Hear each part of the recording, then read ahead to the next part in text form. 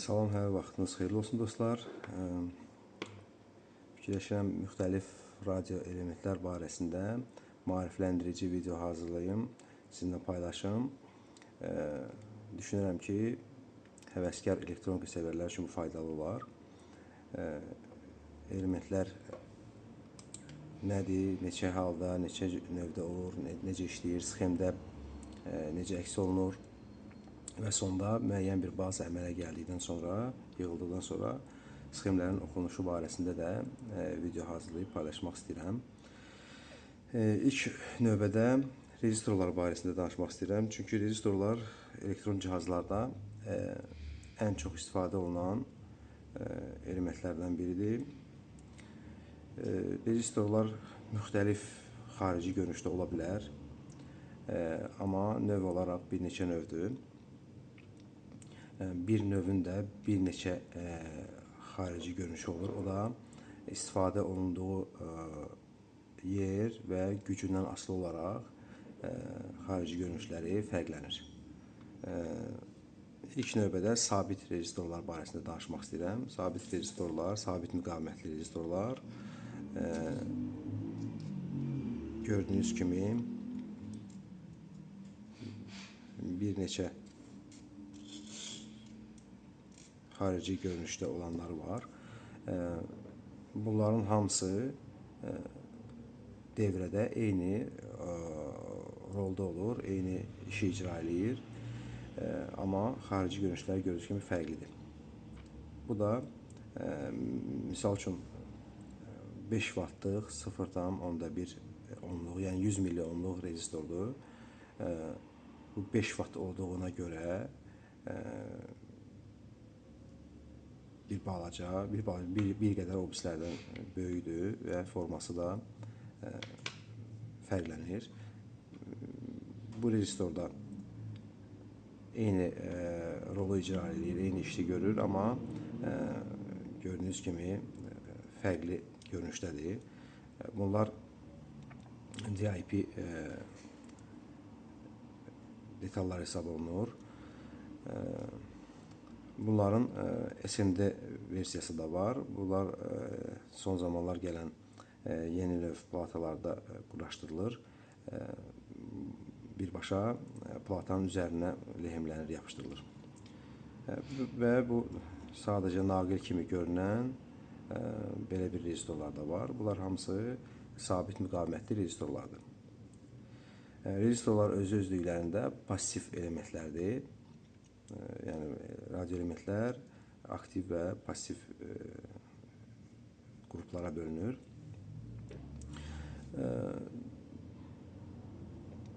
İkinci növ rezistorlar dəyişən müqavimətli rezistorlardır. Bunlar da görürsünüz, xarici görünüşünə görə fərqlənirlər.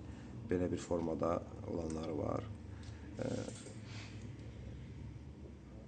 Bu adından da bəlli olduğu kimi oxunu hərəkətə gətirdikdə müqaviməti dəyişən bir rezistorlardır. Ona görə dəyişən müqavimətli rezistor adlanır. Üçüncü növ rezistorlar var. Bunlar termorezistor adlanır. Bunun da adından bəlli olduğu kimi temperatur təsirinə məruz qaldıqda müqaviməti ya azalır, ya da çoxalır və bunların da iki növü olur. Gördüyünüz kimi negativ temperatur əmsallı və pozitiv temperatur əmsallı termorezistorlar olur. Bunlar da müxtəlif xarici görünüşdə olurlar. İstifadə olunduğu yerə görə dəyişə bilir. Yəni harasa bir radiatora bağlana bilən formada ola bilər və yaxud SMD variantları da olur. Dördüncü növ rezistorlar isə fotorezistor adlanır. Yenə də adından bəlli olduğu kimi fotorezistorlar işıq təsirinə məruz qaldıqda, o həssas bölgəsinə işıq düşdükdə müqaviməti dəyişir. Termorezistorda olduğu kimi pozitiv və negativ ola bilər. Və beşinci növ rezistorlar var, varistor adlanır. Bunlar da istehsalçının təyin etdiyi müəyyən bir gərginliyə çatdıqdan sonra müqaviməti ani olaraq azalır, dəfələrlə azalır və irəlidə bu barədə danışacağıq, öz rolunu icra edir. Bu da sxemdə müəyyən dövrədə müəyyən rolu var. Xarici görünüşləri barəsində danışdıq, növləri barəsində danışdıq. Gəlin indi bu rezistorlar sxemdə necə əks olunur, o barədə balaca məlumat verim.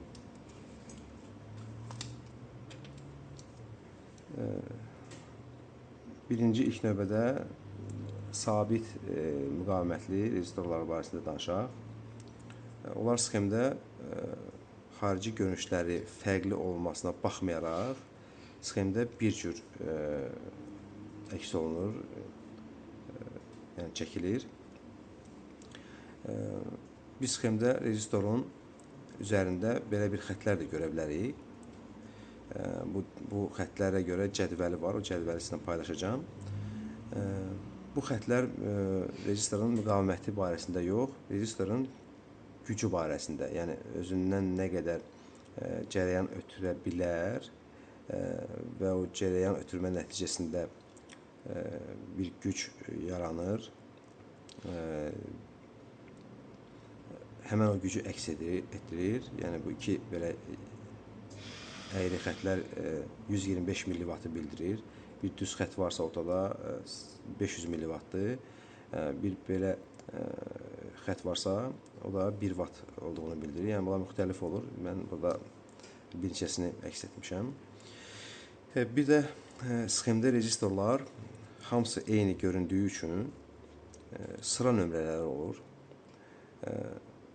və sxemdə böyük R hərfi ilə işarələnir. Yəni rezistor sözündən götürülüb, böyük R kimi işarələnir və sıra nömrəsi olur yanında. 1, 2, 3 və nə qədər rezistor varsa, o qədər də sıra nömrəsi var. Və həmən o sıra nömrəsinin yanında rezistorun müqaviməti barəsində məlumat olur. Neçə kilo ohmdur, neçə ohmdursa, o barədə məlumat olur. 10 kilo ohm, 1 kilo ohm, 5 ohm o rezistor barəsində məlumat olur və biz sxemdə hər hansı bir cihazda rezistor sıradan çıxıbsa, biz onun üzərindən əgər rezistor məlumatı ala bilmiriksə və yaxud rezistorlarda var ki, o çox xırdadır, onun üzərində onun parametri barəsində məlumat olmur, əks olunmur. Biz platada onun sıra nömrəsinə baxırıq, sxemdə həmən sıra nömrəsini tapıb və onun müqaviməti barəsində məlumat alıb, həmən sıradan çıxmış rezistoru yenisi ilə əvəz edirik. Bu sabit rezistorlara aiddir. Bir də var dəyişən müqavimətli rezistorlar. Onlar da sxemdə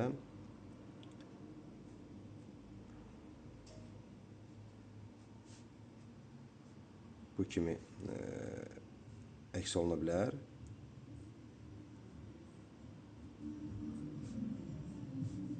Belə bir formada da ola bilər.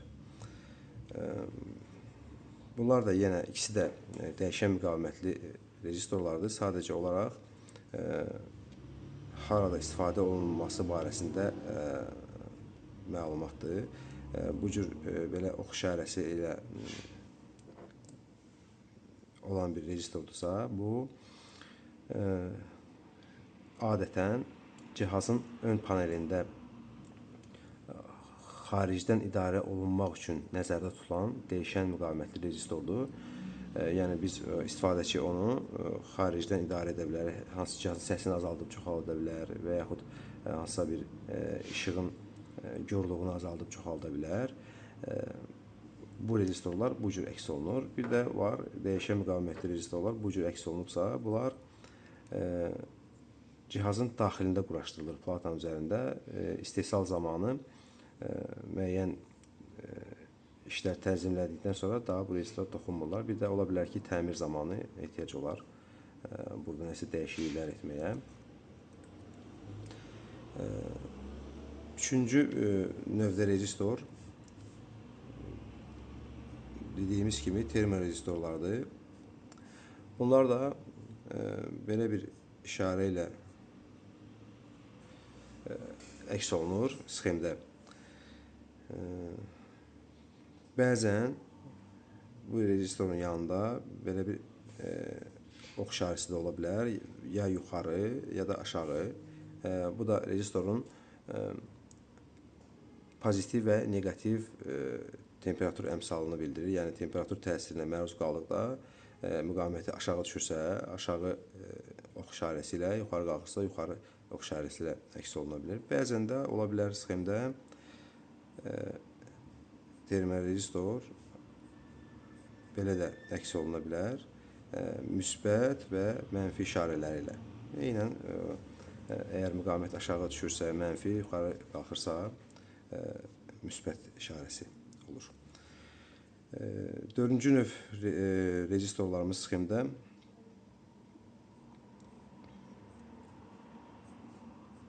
belə əks oluna bilər.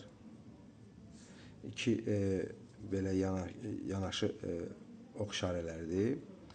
45 dərəcə bucaq altında.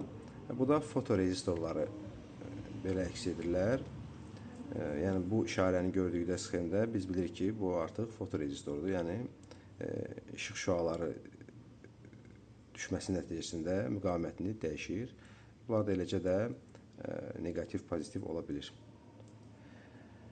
Və keçək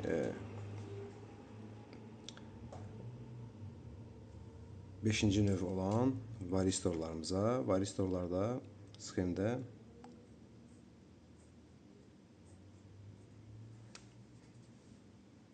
belə işarə oluna bilir. Və bu rezistorlar hamısı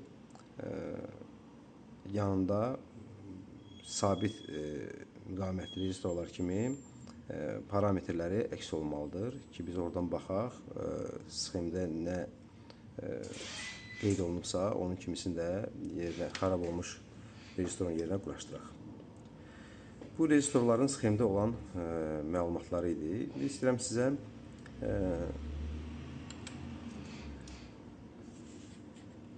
rezistorlar sxemdə nə iş görür, o barədə bir balaca danışaq.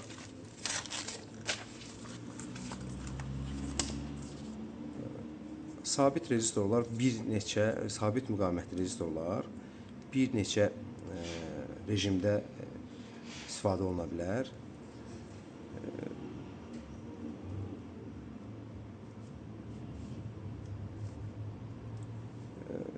Cərəyan məhdudlaşdırıcı rejimdə istifadə oluna bilər. Yəni sadə bir devrə çəkəcəm indi. Ola bilsin ki, hər hansı bir element müəyyən bir cərəyanla işləyir. Tutaq ki, LED-lər barəsində danışaq. Yəni işıq saçan diodlardır.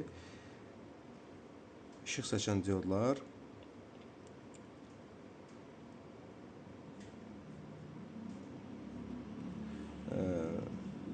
biz bilirik ki, müəyyən bir cərəyanla işləyir. Yəni cərəyan nominalını aşarsa, həmən işıq saçan diod sıradan çıxır. Bu halda biz devrədə həmən işıq saçan diodla ardıcıl olaraq bir rezistor quraşdırmalıyıq. O da təbii ki, hesablama düsturu var, o hesablanır. O barədə danışacağım. Rezistor quraşdırılır. Bu rezistor bu devrədə cərəyan məhdudlaşdırıcı rejimdə işləyir. Yəni bu işıq saçan diodu hər hansı bir qida blokuna qoşduqda, birbaşa qoşsaq, o sıradan çıxa bilər. Amma cərəyan məhdudlaşdırıcı rezistorlar quraşdırarıqsa, diod sabit, rahat şəkildə uzun müddət işləyəcək. Bu rezistorun bir işləmə rejimi idi. Eynən həmən rezistoru gərginlik bölücü rejimdə də istifadə etmək olur. Yəni bu nə deməkdir? Belə bir devrəmiz var. Tutaq ki, 5 volt ilə ya 12 volt ilə qidalanır devrəmiz. Tutaq ki, 12 volt ilə qidalanır. bizə devrənin müəyyən hissəsində 12 volt yox, başqa dəyərdə bir gərginliyə ehtiyacımız var. Bu zaman biz bura, əgər orada həmən o sərfiyyatçının belə yüksək tələbləri yoxdursa, rezistorlardan gərginlik bölücü rejimdə istifadə edib bunların kəsişmə nöqtəsindən daha aşağı bir gərginlik əldə edə bilərik. Misal üçün, rahat olmaq üçün bu rezistorları gəl hesab edək ki, R1 10 kilo ohmdur, R2 də eynən 10 kilo ohmdur. Bu halda biz həmən bu rezistorların orta kəsişmə nöqtəsindən daxil olan gərginliyin tən yarısını əldə edəcəyik. Yəni 6 volt bizdə burada gərginlik alınacaq və gördüyünüz kimi rezistorlar eyni müqavimətdə olduğu üçün daxil olan gərginliyi 2-yə bölüb bizə 6 volt kimi ötürür və bu adından da bəlli olduğu kimi bunlar gərginlik bölücü bir rejimdə istifadə olunur. Yəni hal-hazırda bu devrədə eyni, yəni sabit müqavimətli rezistor burada cərəyan məhdudlaşdırıcı rejimdə işləyir, burada gərginlik bölücü rejimdə istifadə olunur. Eynən yenə sabit müqavimətli rezistor yuxarı və aşağı çəkici rejimlərdə istifadə oluna bilər. Yəni, bu nə deməkdir? Gələcəkdə tranzistorlar barəsində növbəti videolarda bu barədə geniş məlumat verəcəm. İndi burada hələ ki təxmini bir sxem devrə çəkim. Belə bir tranzistorumuz var. Bəzən elə olur ki, tranzistor devrədə yarım açıq vəziyyətdə, açıq və ya tam bağlı vəziyyətdə olmalıdır. Bu halda yuxarı və aşağı çəkici rezistorlar qoşulur. Tranzistorun növündən asılı olaraq. Yuxarı çəkici o deməkdir ki, burada da təxmini 12 volt kimi qeyd edək. Müsbət tərəfə tranzistorun bazasından gərginliyin müsbətinə qoşulan rezistor yuxarı çəkici rezistor adlanır. Ola bilsin ki, başqa bir tranzistorda eynən həmən rezistor ümumi şinaya qoşula bilər. Bu da aşağı çəkici tranzistor adlanır. Yəni eyni rezistorumuz aşağı çəkici rezistor adlanır. Yəni eyni rezistorumuz gördüyünüz kimi cərəyan məhdudlaşdırıcı, gərginlik bölücü və yuxarı aşağı çəkici rejimlərdə istifadə oluna bilər.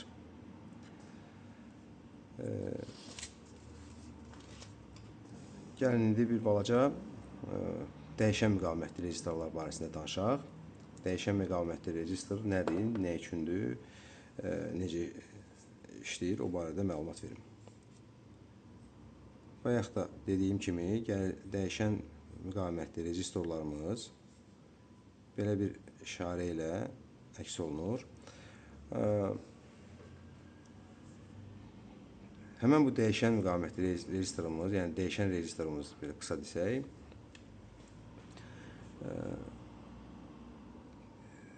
yan sıxaclarına bir gərginlik ötürdükdə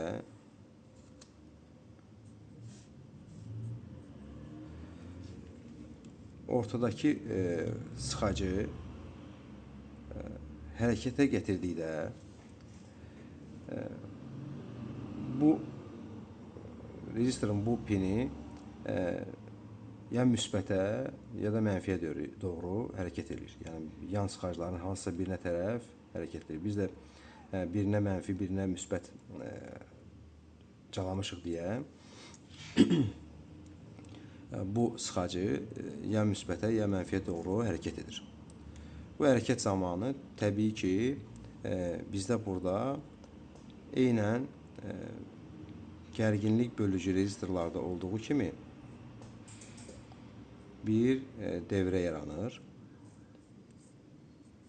Baxın, gərginlik bölücü rezistorlarımızda necə idi? Rezistorların qıraq naqillərinə biz gərginlik veririksə, orta kəsişmə nöqtəsindən bölünmüş bir gərginlik alırıq. Yəni, rezistorların müqavimətindən asılı olaraq bölünmüş bir gərginlik alırıq.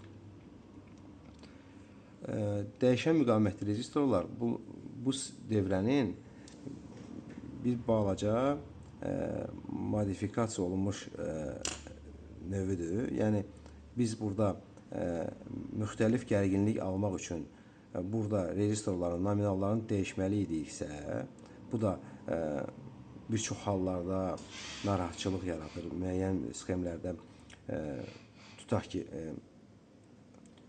hər hansısa bir cihazın səsinin azaldılıb çoxalması üçün hər dəfə bu rezistorları dəyişmək məcburiyyətində qalacaq idik.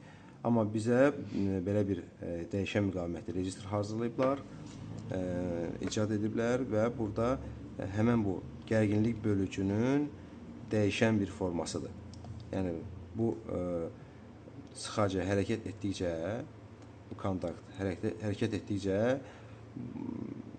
müqavimət fərqləri dəyişir və burada biz müxtəlif gərginlik əldə edirik. Yəni, həmişə ya 12 daxil olan gərginliyin tamı, ya da ondan aşağı gərginliklər əldə edə bilərik. Dəyişən müqavimətli rezistorların bir istifadə növü, rejimi budur. Belə istifadə oluna bilər. Biz buradan müəyyən bir gərginlik alırıq və yaxud belə bir rejimdə də istifadə oluna bilər. Tutaq ki, heç ayrı çəkməyəcəm, bu gərginlik bölücüdə belə bir həmən bu rezistorun orta kontaktını qırağdakılar birlə birləşdirəriksə, müqaviməti dəyişən bir rezistor əmələ gəlir. Yəni, bölücü yox, artıq adi bir rezistor əmələ gəlir. Bu sxemdə bu rezistoru biz hərəkətə gətirdikdə müqaviməti dəyişdiyi üçün biz bu sxemdə görürsünüz, yenə də gərginlik bölücü bir devrə kimi istifadə edə bilərik. Yəni, bu da müəyyən yerlərindən asılı olaraq belə istifadə oluna bilir. Üzr istəyirəm. Yəni, növündən asılı olmayaraq bu tipdə və yaxud bu tipdə belə bir formada olan dəyişən müqavimətli rezistorlar bu cür rejimdə istifadə oluna bilir. İndi keçək termorezistorlara. Termorezistorlarda nə kimi istifadə oluna bilər? Bütün elektron cihazlarda bir çox hallarda, əksər hallarda temperatur ölçmə vasitəsi kimi istifadə olunur. Hər hansı bir cihazın ola bilər daxili temperaturunu ölçüb, ona görə soyuducu fanı işə salmaq kimi bir rejimdə istifadə oluna bilər. Bildiyimiz insanın temperaturunu ölçmək üçün termometrdə istifadə oluna bilər. Yəni, temperatur ölçməsi lazım olan bütün devrələrdə bu termorezistor istifadə oluna bilər. Yəni, bu da eynən sabit müqavimətli rezistorlar kimi belə bir devrə yaranır. Mən sadəcə olaraq burada sadə devrələr əks edirəm, çəkirəm ki, başa düşməkdə rahat olsun. Amma gələcəkdə biz müəyyən baza əldə etdikdən sonra müxtəlif sxemlərdə necə istifadə oluna bilər, o barədə məlumat verəcəm. Tutaq ki, bizdə belə bir devrə var.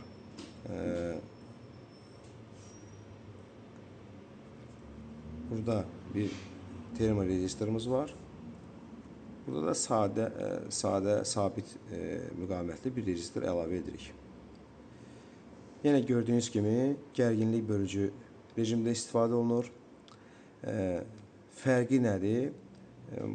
Bu hissədə biz mexaniki əllə hərəkətə gətiririksə rezistorları və müqaviməti dəyişirdirsə, burada isə temperatur təsirinə məruz qaldıqda bu rezistorun müqaviməti dəyişəcək və təbii ki, bizim burada olan bölücüdə belə deyək, R1 10 kilo ohm, R2 10 kilo ohm. Bu 10 kilo ohm dəyəri termorezistorlarda standarta görə 25 dərəcədə təyin olunur ki, 25 dərəcədə bu rezistor 10 kilo ohm dəyərdə olacaq və temperatur yuxarı və aşağı dəyişdikdə bu rezistorun da müqaviməti dəyişəcək. Biz belə bir devrə hazırlayırıq. 12 volt, burada otaq temperaturu 25 dərəcədir və bu bölücüdən biz burada 6 volt əldə etmişik. Amma bu rezistorda temperatur dəyişdikcə tutaq ki, bu negativ temperatur əmsalıdırsa, temperatur dəyişdikcə bu rezistorun müqaviməti azalmağa başlayacaq. Azalma başlayan kimi də bu bölücüdə nisbət fərqi əmələ gəldiyi üçün burada biz başqa bir gərginlik əldə edəcəyik. Tutaq ki, 7 volt, sonra 8 volt, belə dəyişə-dəyişə gedəcək. Çünki yuxarı çiyində yerləşdirdiyi üçün 12 voltdan qoşulub, bu azaldıqca bizim gərginliyimizin dəyəri yuxarı qalxacaq. Gördüyünüz kimi bir neçə növdə rezistorlar eyni sxemdə başqa-başqa özünü aparır və başqa müxtəlif sxemlərdə istifadə etmək olar. Və keçək 4-cü tip rezistorumuza, fotorezistorumuza. Burada da eynən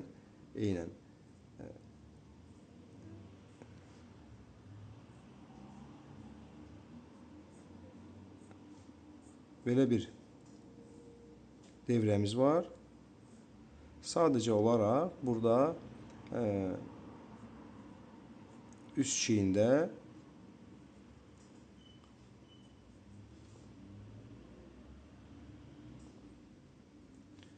fotorezistor yerləşdirmişik.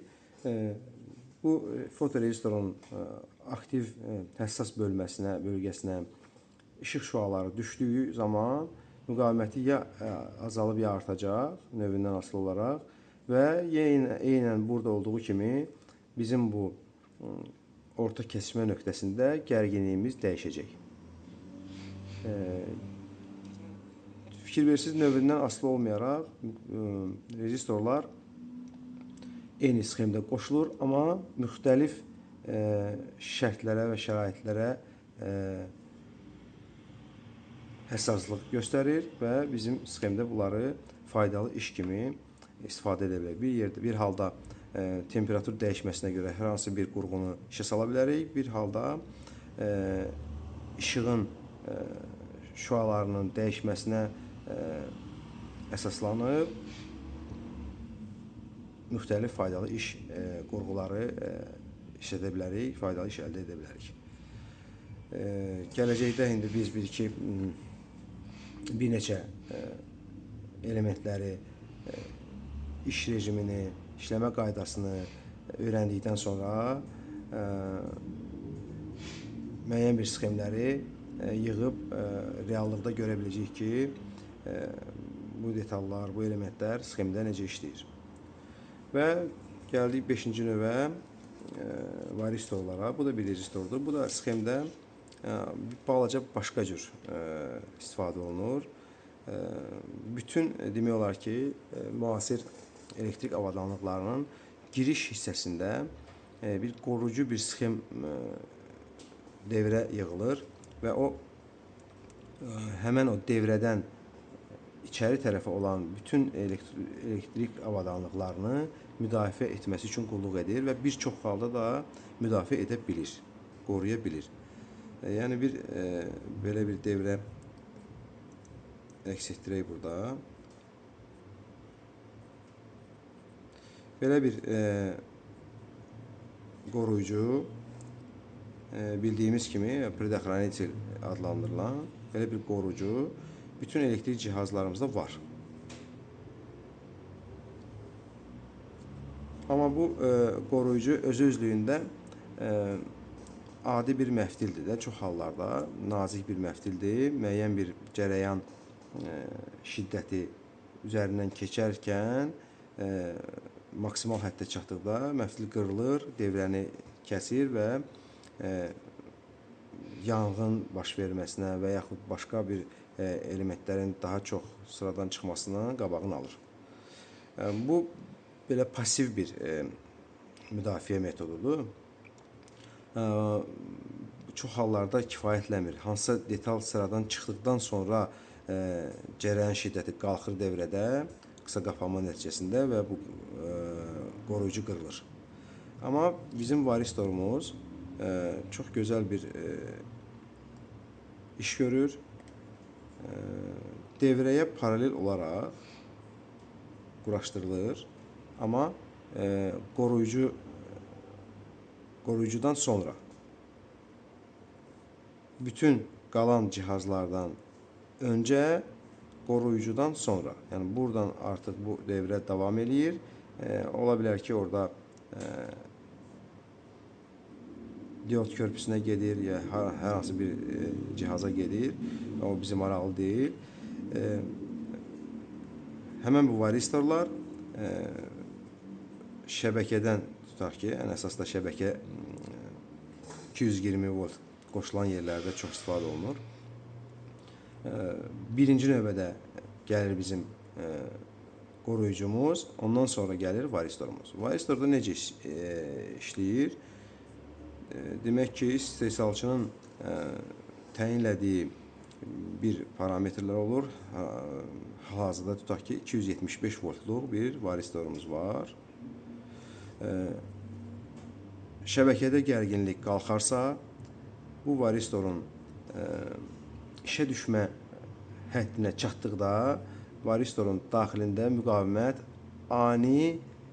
anidən, yəni tez bir şəkildə dəfələrlə aşağı düşür, cərəyan şiddəti qalxır və predexranitelimizdə bu qoruyucumuz da müəyyən bir nominalda olduğu üçün, məsəl üçün 6 amperlikdir.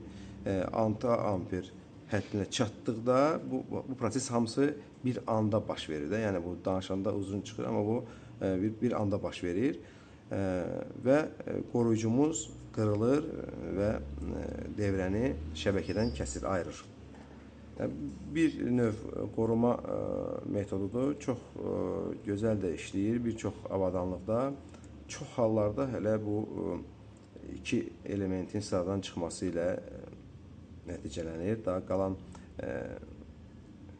radio elementlərə ziyan dəymir. Bu da bizim 5-ci növ müqavimətimiz idi ki, rezistorumuzdur ki, işləmə qaydasını sizə başa saldım.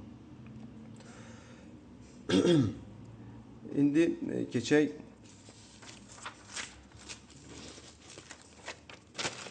müqavimətlərin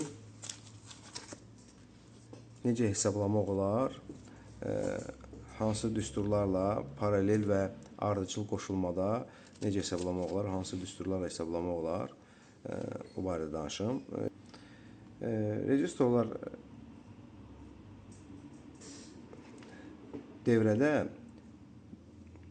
bir neçə cür qoşula bilər, quraşdırıla bilər. O müəyyən bir nominalda rezistor əldə etmək üçün bəzən elə olur ki, bir neçə rezistoru ya paralel, ya ardıcıl və ya qarışıq sxemdə devrədə quraşdırmaq olar. Yəni müəyyən bir nominal əldə etmək üçün. Ola bilər standartda o nominal istehsal olunmur. Biz o nominalı daha dəqiq əldə etmək üçün bir neçə rezistoru paralel, ya ardıcıl, ya da qarışıq rejimdə görə bilərik. Ardıcıl qoşulmada elə bir çətin bir şey yoxdur. devrədə olan bütün rezistrları toplayırıq. Rezistorların müqavimətini toplayırıq. Onun cəmi ümumi müqavimətimiz olacaq. Tutaq ki, burada R1 10 ohm, R2 10 ohm, R3 də 10 ohmdur. Bunlar gördüyünüz kimi ardıcıl qoşulma olub. Ardıcıl nədir? Biri o birisinə qoşulur, biri o birisinə qoşulur. Belə ardıcıl şəkildə devrədə qoşulma olur. Bu iki qıraq sıxacların arasında bu rezistorların üçünün cəminin müqaviməti olacaq.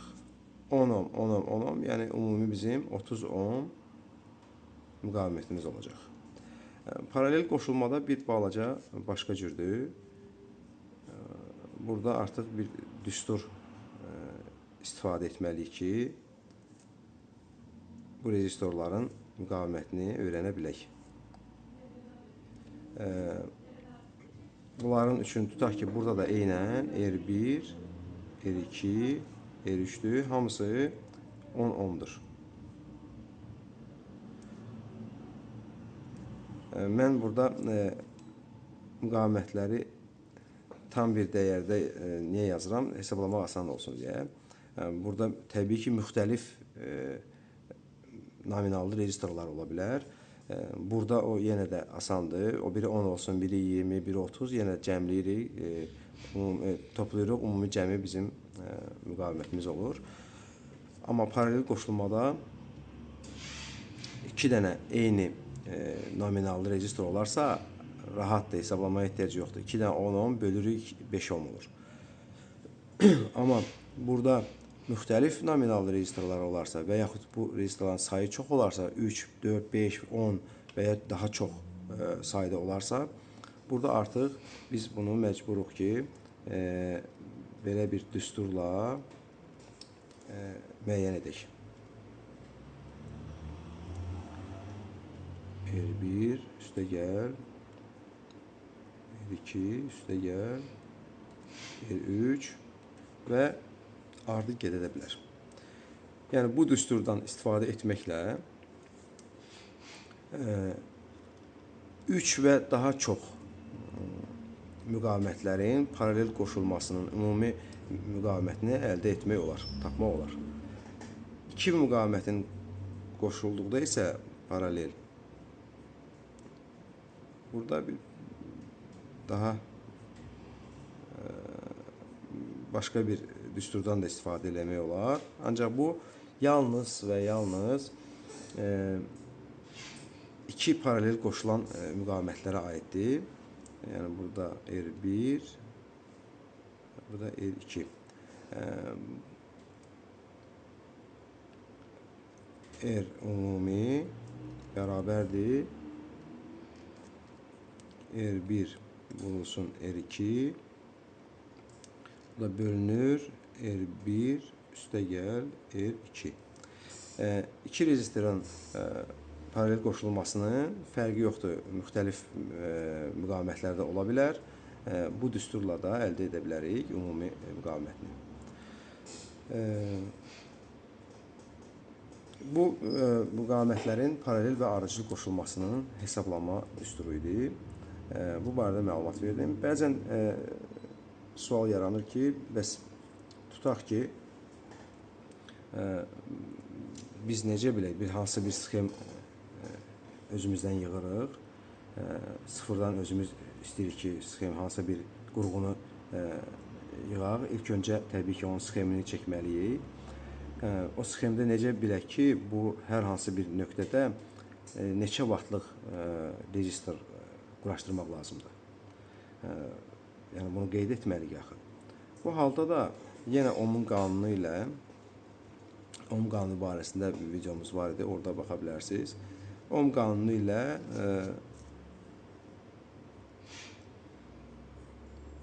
devrədə axan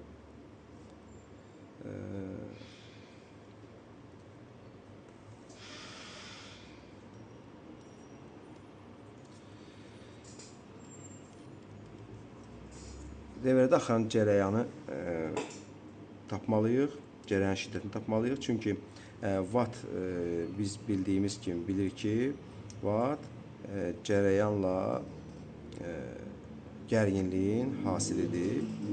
Yəni bərabərdir U vurulsun A. Yəni V vurulsun A. Devrədə olan gərginliyi cərəyana vurub hasilini alırıq biz rezistorun gücünü əldə edirik. Neçə watt olmasını əldə edirik. Devrədə axan cərəyanı isə ohm qanununa görə tapırıq. Tutaq ki, burada 10 ohmluq bir rezistordur.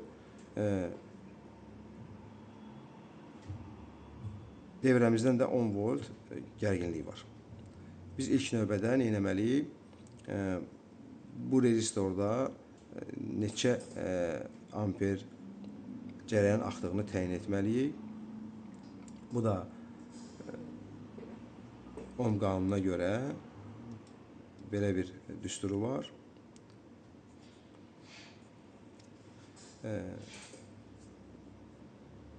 I bərabərdir U bölünsün R. Yəni biz burada R bizə bəllidir, 10 ohmdur. 10 ohmdur. U da bizə bəllidir, 10 voltdur. 10 bölürük 10 bərabərdir 1. Demək ki, bizim devrədə 1 amper cərəyan axır və sonra biz nəyi tapmalıyıq? Həmən bu rezistorun gücünü tapmalıyıq, müəyyən etməliyik. Burada da yenə düsturdan istifadə edirik. Bərabərdir 10 volt vurulsun 1 amperə bərabərdir 10 watt. Demək ki, bu devrədə biz hazırlayan zaman artıq biz bura 10 wattlıq bir rezistor quraşdırmalıyıq. Yəni gördüyünüz kimi hesablamalar aparmaqla heç bir ölçü alətinə, cihazına, multimetrə ehtiyac olmadan biz bütün parametrləri tapa bilərik. Yəni, paralel qoşulmada, ardıcıl qoşulmada və ya rezistorun gücünü müəyyən etmədə heç bir cihazdan istifadə etmədən təkcə hesablama vasitəsilə biz bunları tapırıq, quraşdırırıq. İndi isə gəlin rezistiv bölücünün hesablamasına baxaq. Rezistiv bölücünün hesablaması bir qədər fərqlənir paralel və arıcıl qoşulma hesablamasından. Burada da müəyyən məqamlar var. Onlar barəsində biraz danışaq. Niyə fərqlənir? Gəlin bir rezistiv bölücü burada çəkim.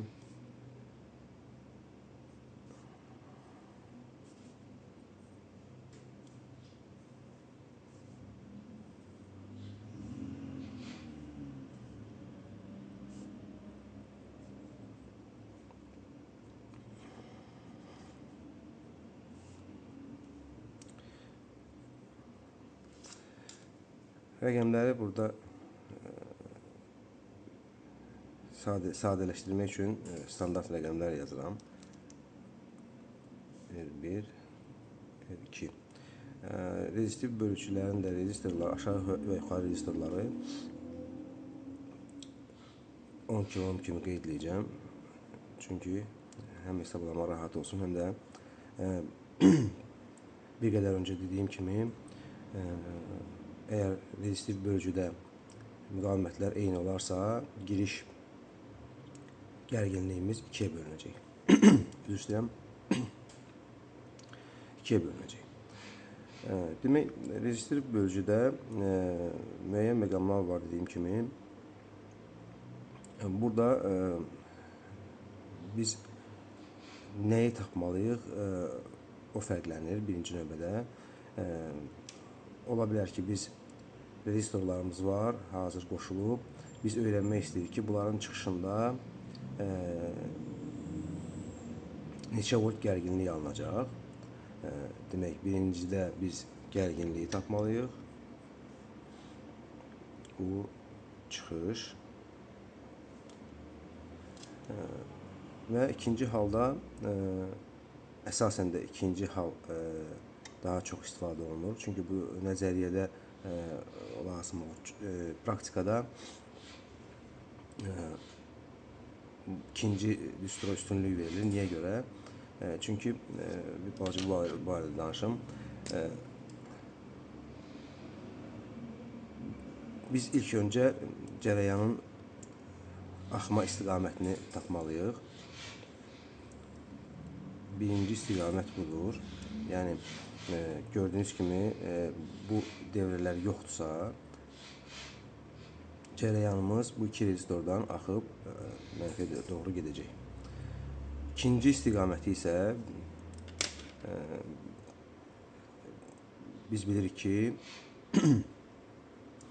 bu rezistiv bölücünün çıxışına hər hansısa bir yük qoşulacaq. Adətən bu yük çox az sərfiyyatlı yük olur.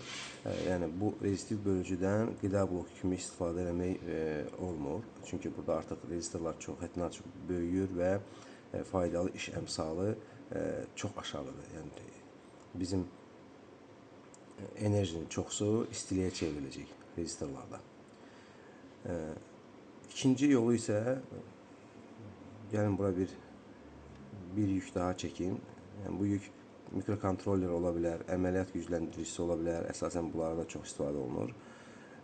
Mən bunu bir yük kimi çəkəcəm ki, başa düşməyə rahat olsun. Gördüyünüz kimi, bizim burada tutaq ki, biz birinci metodla hesabladıq. 2 rezistorumuz var, artıq qoşmuşuq. Nominalları bizə bəllidir. Biz çıxışı tapmaq istəyirik. Və birinci düsturla bu çıxışı tapdıq, çıxış gərginliyi. Biz bura yükü qoşduqda, o yükün də bir müqaviməti var. Bu müqavimət bura qoşulduqda R2 ilə paralelləşdiyi üçün R2-nin müqaviməti təbii ki, aşağı düşəcək. Çünki biz bilirdik ki, paralel qoşulmada müqavimətlər azalır. R2-nin müqaviməti aşağı düşdükdə artıq bizim bu rezistiv bölücüdə R2-nin aşağı içində olan rezistor müqaviməti düşdüyü üçün çıxışda olan gərginliyimiz də dəyişəcək. Yəni, gördüyünüz kimi, öncədən bu üsulla hesablayıb bura yük qoşulduqda bizim gərginliyimiz, çıxış gərginliyimiz dəyişəcək. Adətən bura qoşulan yüklərin daxili müqaviməti çox olduğu üçün bu o qədər də nəzərə alınmır, amma bəzən fərqlər ola bilir.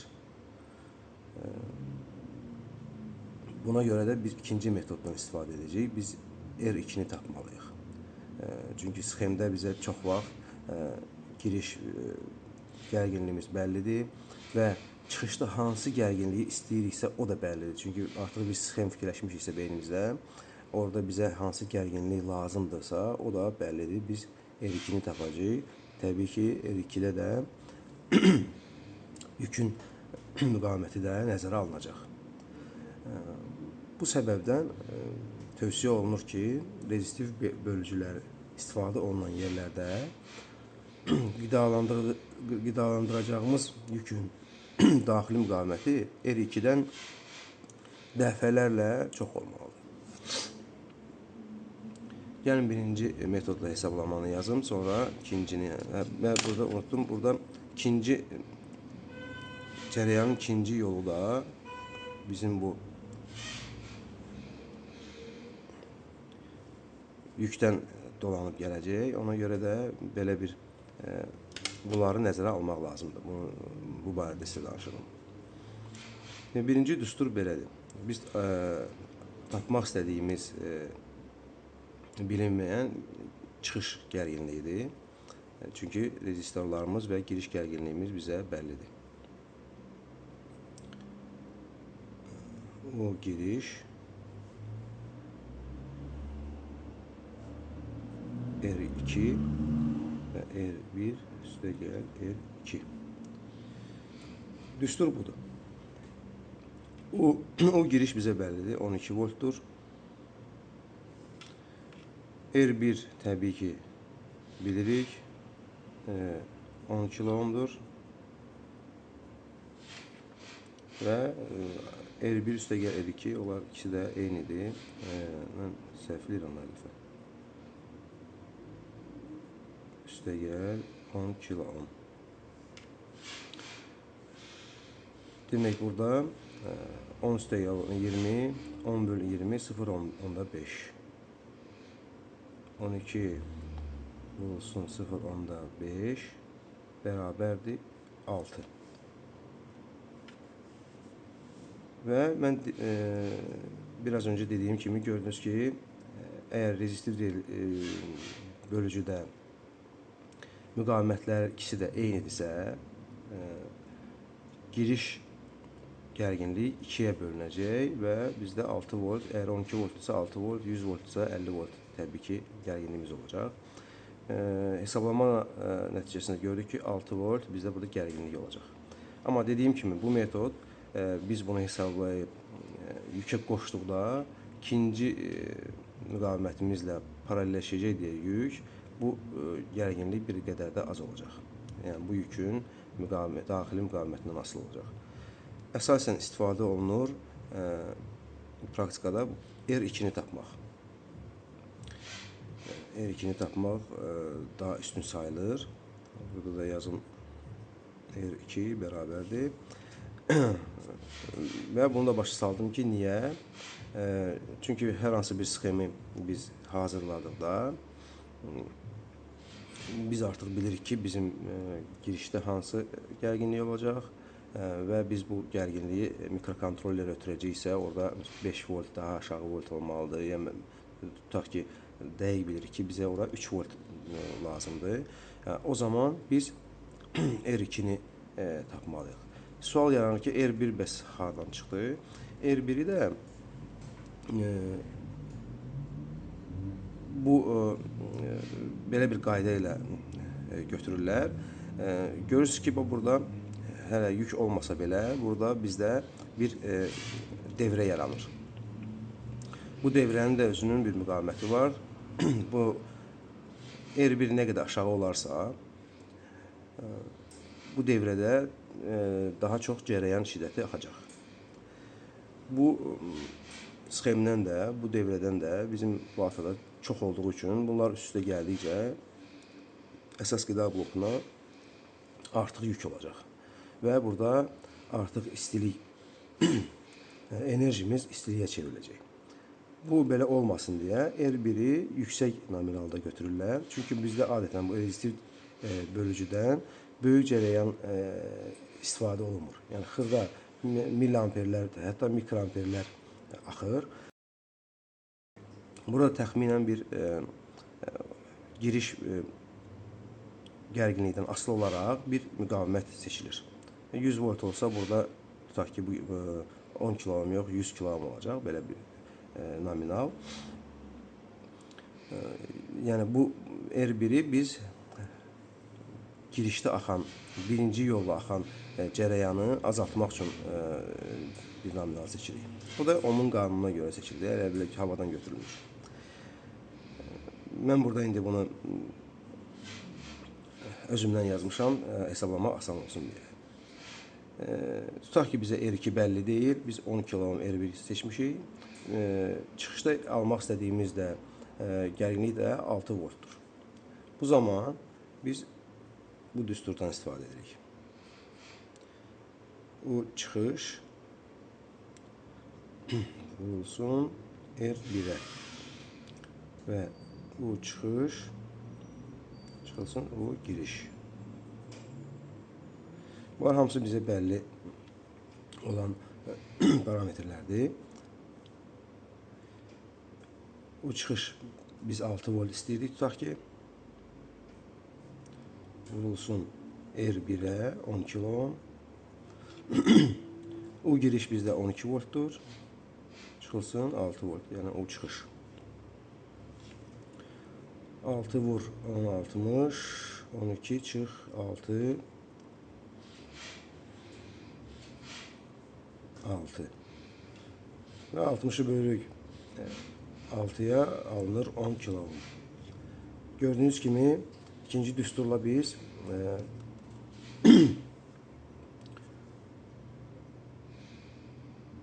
R2'də tapdıq 10 kilo. Və bunlar hamısı da bizim şifahi hesablamamıza uyğun gəldi. Yəni bilirik ki, rezistorlar ikisi də eyni olarsa, bizdə giriş gərginliyin tam yarısı alınmalıdır. Bir də rezistorlara iş zamanı əsas cərəyanın hansı yollarla hərəkət etdiyini bilmək, tapmaq lazımdır.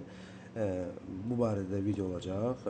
Kirchhoff'un iki qanunu ya iki qaydası kimi adlanan qaydalar var.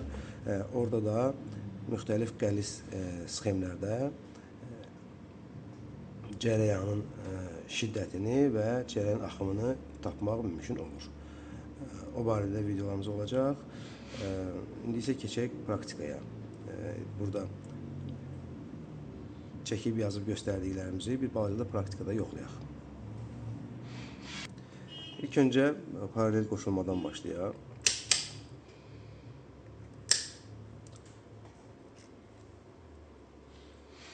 Yəni paralel qoşulmada biz dedik ki, müqavimətlər azalır. İlk öncə müqavimətləri yoxlayaq. 305 kilo ohmdur.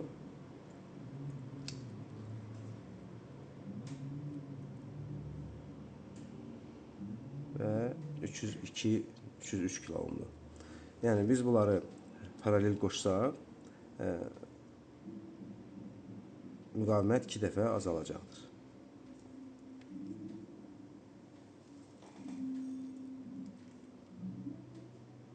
Gördüğünüz kimi 150-152 kilo ohm oldu. Yəni bu hesablamadan da görürdük ki, müqavimətlər paralel qoşularsa, rezistorlar paralel qoşularsa müqaviməti azalır. Yəni bu 3 ədəd olsa bir qədər də azalacaq. 2 müqaviməti tapmaq asandır. Əgər eyni nominaldadsa, onlar 2-yə bölünəcək, 2 dəfə azalacaq. Amma 3 ədəd olduqda artıq görürsünüz ki, hesablamaya ehtiyac olur. Bu bizim paralel qoşulma idi. Ardıcıl qoşulmada da eynən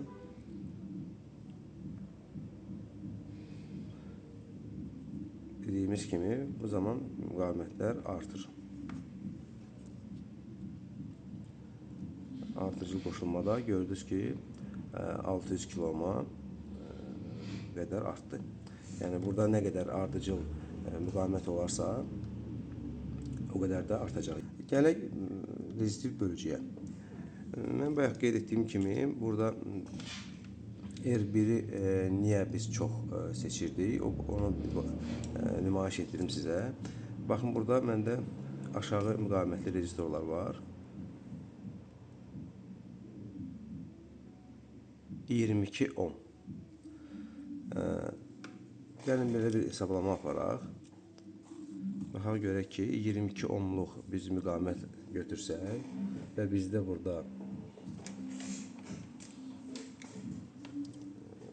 12 volt gərginliyimiz olsa, bizdə nə baş verəcək? Niyə biz o müqaviməti yuxarı seçməliyik?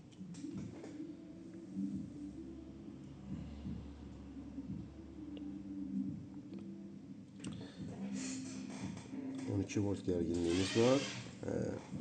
Bunu da biz hesablayırıq. Ohm qanununa görə əsasən. Gəlin baxaq. Belə bir devrə çəkək.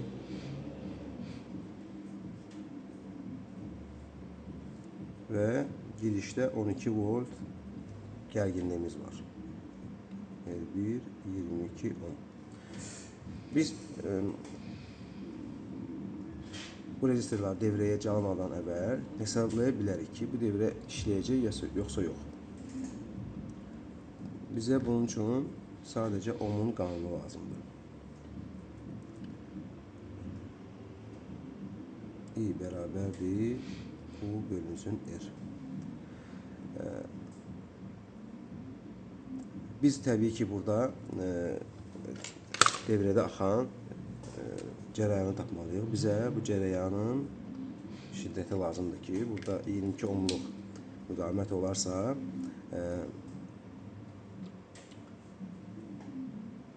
nə qədər cərəyan axacaq? Bizdə I tapılmalıdır. I bərabərdir 12 bölünsün 22.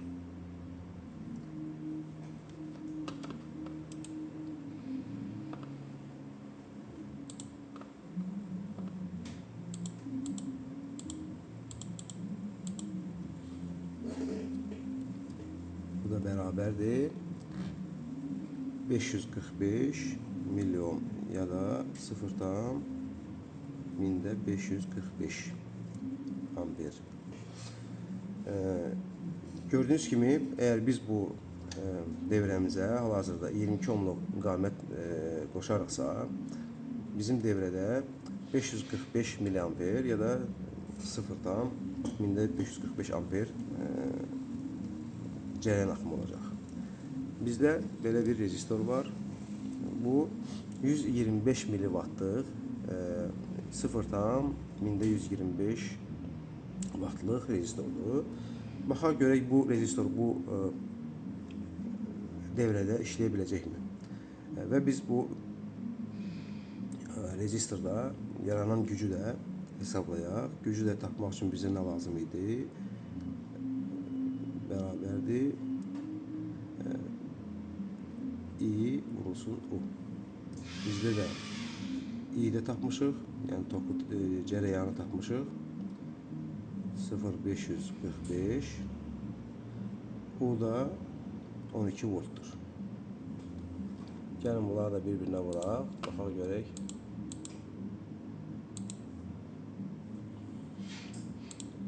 Nə alınır? 545. Bizə 6,54 vattlıq bir rezistor lazımdır və normalda biz bunu son sərhədlərinə yox, bir balaca ehtiyatla götürməliyik deyə 10 vattlıq rezistor lazımdır. Bizdə isə burada 100 dəfə az bir rezistorumuz var. Biz bunu bu devrəyə calasaq, görək nə baş verəcək.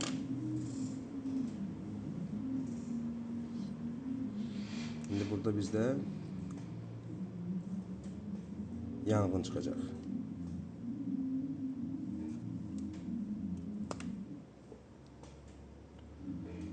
Diqqətlə baxın. Gördüyünüz kimi bizim rezistorumuz neynədi? Canını tapşırdı. Hətta o dərəcə qızıb ki, kağızımızı da yandırdı. Yəni gördüyünüz kimi biz artıq bunu praktika keçmədən tapdıq ki, bu rezistor burada işləməyəcək. Yəni burada sıradan çıxmadan işləməsi üçün bizə baxın belə bir rezistor lazım olar. Yəni hətta bu da bu rezistor da azdır, çünki bu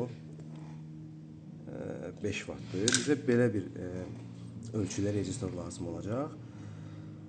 Bu da təbii ki sxemdə görün nə boyda yer tuta bilər və bu rezistor özü yanmasa da, amma o gördüyünüz istiliyi onsuz da ifraz edəcək. Yəni bu istilik, bu enerji heç yerə itən deyil. Yəni o düşüş ki bizdə var, 545 miliamperlik cərəyan, o istiyə çevriləcək. Yəni bir haldan bir hala keçəcək. Sadəcə rezistor böyüyür, həmən o istiliyi yayma gücünə malikdir. Ona görə də o biri rezistor kimi yanıb sıradan çıxmayacaq, amma bu istilik təsəvvür edin ki, bir cihazın içində bundan 5-10 dənədir. Əməli başlı elektrik sobası kimi istilik verəcək. Ona görə də mən bir qədər öncə sizə bu barədə demişdim. Bu birinci rezistoru həmən bu onun qanunla elə hesablayırlar ki, ikinci rezistorda onun üzərinə gələrsə, hər hansı bir nominalda bu devrədən bizdə çox az cərəyan axsın. Yəni normalda burada mikroamperlər axır. Çünki bizə əsasən buradan götürdüyümüz cərəyan ölçmək üçün üzərində hər hansı bir əməliyyatı aparmaq üçün lazım olan ehtiyacımız olur. O da mikrokontrollerə və yaxud əməliyyat gücləndiricilərinə gedir və ya hər hansı bir tranzistorun açılıb bağlanması üçün istifadə olunur. Ən çox yükü də orada istifadə olunur. Çünki 1, 2, 5 miliamper orada cərəyan lazım olur. Bunu mən sizə göstərdim. Niyə bu praktikada mütləq bu birinci rezistor yüksək olmalıdır? Təsəvvür edin ki, burada aşağı nominalda bir rezistor qoyaraqsa, hər bölücüdə 500 miliamperlik bir cərəyan axarsa, bunların üst-üstə gələndə bizim ümumi qida blokumuz gərək neçə kilovatlıq qida bloku olsun. Bəli, keçək indi potensiometrlər barəsində müqaviməti dəyişən rezistorlara baxaq. Bunu da demişdim ki, bu da bildiyiniz kimi bölücünün analogudur. Sadəcə olaraq idarə olunan gərginlik bölücüsüdür. Və biz orta sıxacdan müəyyən bir gərginlik alacağıq və o gərginliyi dəyişə bilərik. Fikir verin, daha dəqiq olmaq üçün mən qıraq sıxacların da gərginliyi sizə nümayiş etdireyim. Gördüyünüz kimi orada 12 volt gərginliyi var. Və biz bu rezistorun oxunu çevirdikdə diqqət yetirin, burada gərginliyimiz dəyişəcək. Fikir verirsiniz, qalxır ta ki 12 volta kimi. Yəni bu hesab edin ki, bu bizim bu orta calağımız hərəkət edir və tam yuxarı gəlib çıxdıqda, bu sıxaca çatdıqda giriş gərginliklə çıxış gərginliyimiz eyniləşir. Və biz bunu rahat şəkildə fikir verirsiniz ki, azalda bilirik. İstədiyimiz bir ölçünü, dəyəri burada saxlaya bilərik və bununla gələcəkdə işləyə bilərik.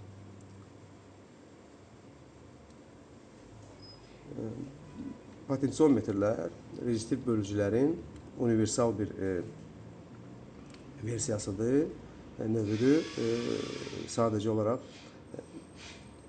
hərəkətə gətirməklə oxu, biz müqaviməti, bölücünün tərkibində olan müqavimətləri dəyişmiş oluruq.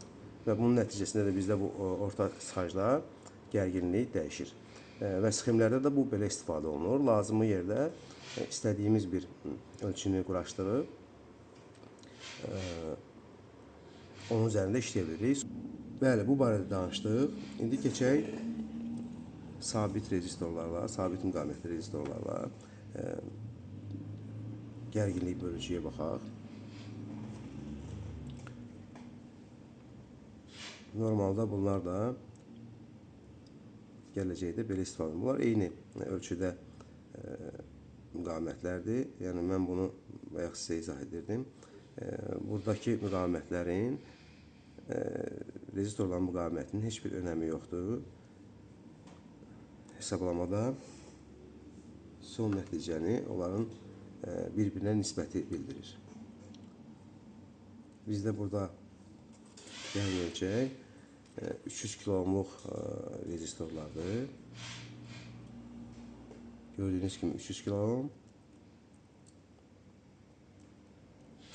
və 300 kilo ohm. Burada isə bizdə hesabladığımız 10 kilo ohmlar idi. 12 volt gərginliyi girişdə olanda çıxışda 6 volt olurdu, tən yarısı.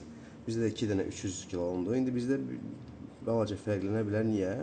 Çünki fikir verilirsə, bunların aşağı və yuxarı çiyinin müqavimətləri tam ideal şəkildə eyni deyil. Bu da rezistorlarda, belə ucuz segment rezistorlarda yol veriləndir. Bizdə hal-hazırda ona ehtiyac yoxdur, onlardan istifadə olmağa. Gəlin indi bura gərginlik ötürək və çıxışda yoxlayarıq ki, nə qədər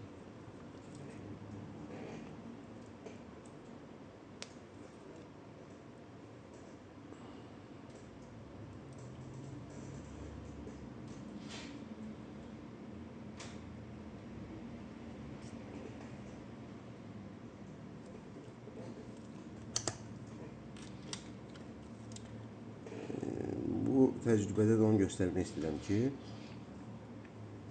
rezistorların müqavimətinin heç bir fərqi yoxdur. Gördüyünüz kimi girişdə vermişdik 12 volt, bizdə burada 6 volt bir 6 voltluq bir gərginlik əldə etdik. Yəni burada 10 kilomlar idi, yenə 6 volt oldu. Burada 300 kilomlar idi, yenə 6 volt oldu. Bu ona görədir ki, aşağı və yuxarı çiyin rezistorlarımız eyni müqavimətdədir. Yəni eyni müqavimətdə olarsa, mütləq ki, girişdə olan gərginliyin tən yarısını alacaq.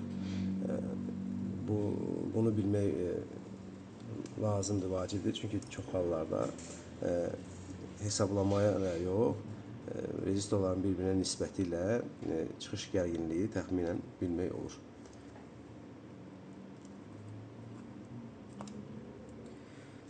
Və bu qədər mən sizə rezistorların nə olduğu barəsində danışdım.